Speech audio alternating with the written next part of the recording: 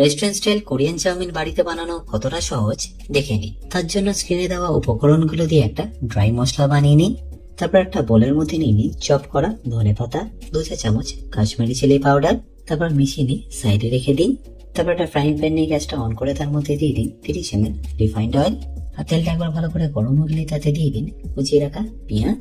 আর সেটাকে আপনাদের ভেজে নিতে হবে যতক্ষণ এটা একটু ট্রান্সলুসেন্ট হয়ে যাচ্ছে। আর যখনই দেখবেন এরকম ট্রান্সলুসেন্ট হয়ে গেছে তখন এখানে দিয়ে দিন কুচিয়ে রাখা রসুন আর আদা। আর তারপর সেটাকে আপনাদের ভেজে নিতে হবে যতক্ষণে কাঁচা গন্ধটা চলে যাচ্ছে। তারপরে গরম অবস্থাতেই মিশিয়ে দিই ডিরেক্টলি এই ধনে পাতার কাশ্মীরি লঙ্কার মিক্সচারের মধ্যে।